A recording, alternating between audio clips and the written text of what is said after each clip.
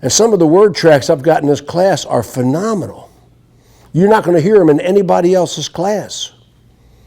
So the word tracks, the things we do, the things we say, very important.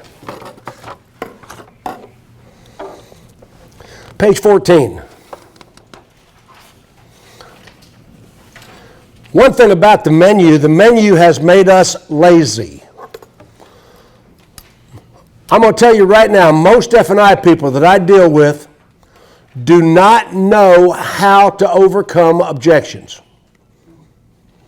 You present the menu, they take it or they don't take it, and you don't know how to sell. And I know I'm not talking to every human being in the room, but I'm talking to some of you. I'm talking to somebody. I don't know exactly who I'm talking to. Now, one thing about it, this is not a tent revival. This seminar is not a tent revival. You don't need to stand up and cry or faint or confess or any shit like that. You got that? You just need to tell yourself if I'm telling you the truth. You need to tell yourself, yeah, Ziegler, he's telling me the truth. I don't care.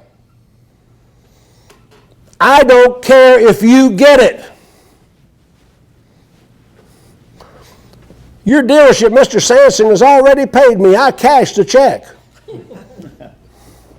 It's up to you to get the value out of what he paid for. Does that make sense? It's all on you right now. I'm delivering the information. And I'm delivering information you're not going to see or hear anywhere else.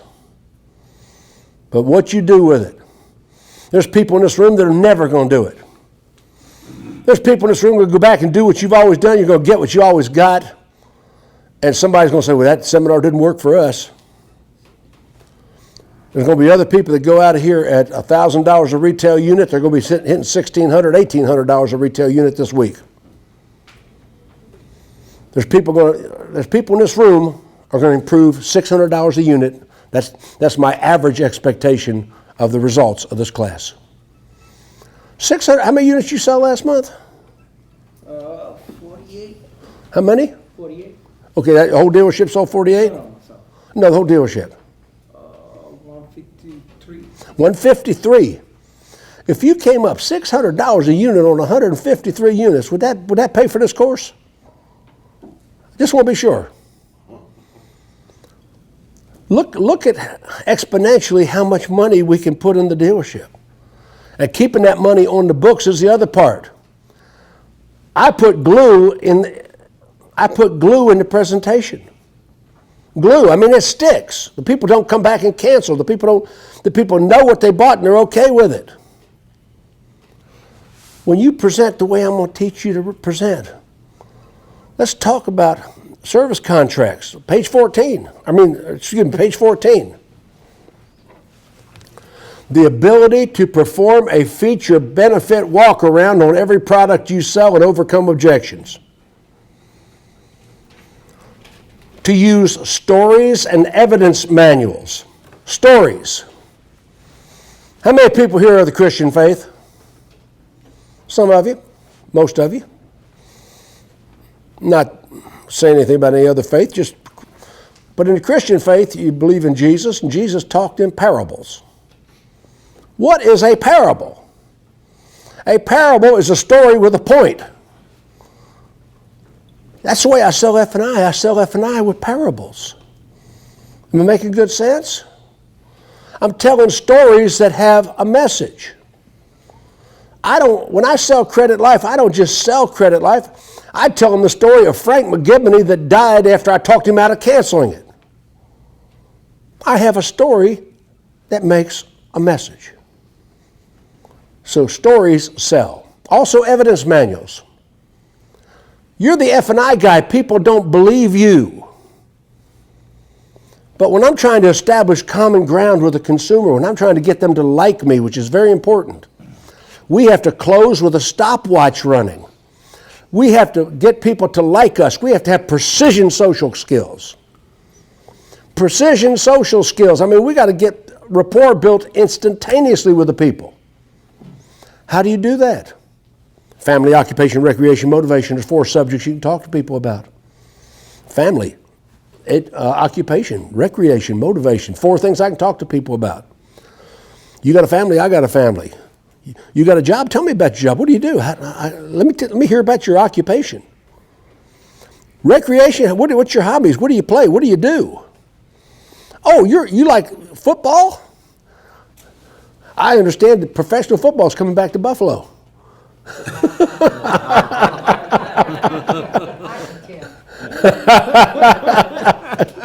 you know, you're a chess player. I'm a chess player. You're Sandy Sassy, man. You're down there on the Gulf Coast, Pensacola. I bet you're a fisherman. I'm a fisherman. You're a Shriner. I drink. We got a lot in common. No problem.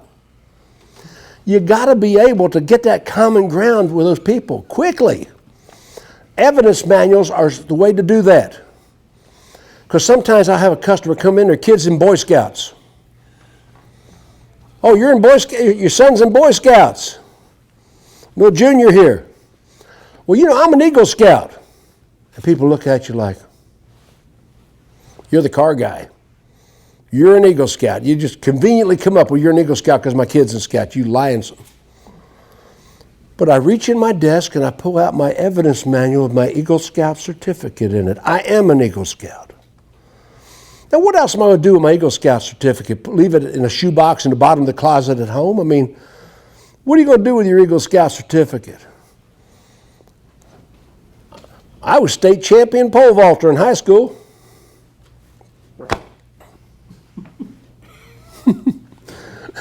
Might be a good idea to have some photographs. A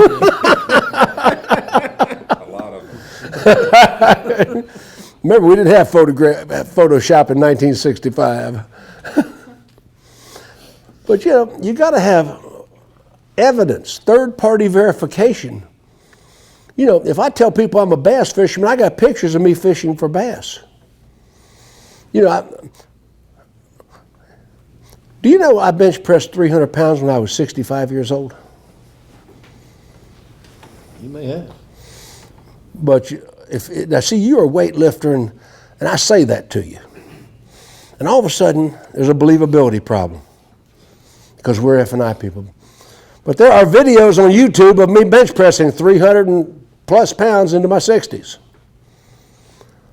I mean, you got to have third-party verification. That established common ground is something that most F&I people never get around to. There's got to be a conversation about something other than the car deal. There's got to be some precision social skills there.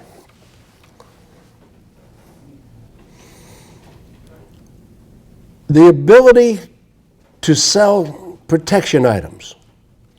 Now, one of the word tracks I'm going to teach in this seminar, one of the word tracks we're going to talk about is the word self-insured. Self-insured is going to be one of your biggest closing phrases. No problem, Mr. Customer. I realize you don't want to buy any of this. My only job now is sign waivers, releases, and hold harmless agreements on those items that you have declined to purchase and agreed to self-insure. You tell people they're self-insuring on things that just scares the hell out of them. Mr. Customer, no problem. These things are optional. You don't have to buy any of all this. All I need to do now is sign waivers, releases, and hold harmless agreements on those items that you have declined to purchase and agreed to self-insure. I'm self-insuring? Yes, sir. Automobile's got 15,000 high-tech component parts, and you're self-insuring on all of them, should you not purchase the parts and labor program. You like that? The words you say are your toolbox. Words you say are psychological. You like that? So having the word tracks and creating the value. Once again, I see people not knowing how to overcome objections. When I was at the Dealer Socket Summit. I was at the Dealer Socket Summit in San Diego last year, and I just stood up there on the stage and let people fire objections at me about F&I. Hit me with anything, and I was coming up with objection overcomers as quick as they could ask the questions. Most F&I people cannot do that. People have been saying the same objections for years, but we don't have answers. Would you, when you drove in here today, you drove, right? Yes. Did you hit the brake on your car? Yes. Did you think about it? No. I mean, I bet you hit the brake 1,000 times. Bam, bam. But not once did you say, I need to put my foot on the brake. Never. So what you have there is engrammatic response. Would you explain to everybody in the room what an engram is? No? He'll do it. It was my third grade teacher, Miss Ingram. No, Miss Ingram? No, that was somebody else. What is an engram? An engram is when you have done something so many times that you no longer need to think about it. It's pre-programmed response. When you have learned something so well that if this stimulus happens, this result happens.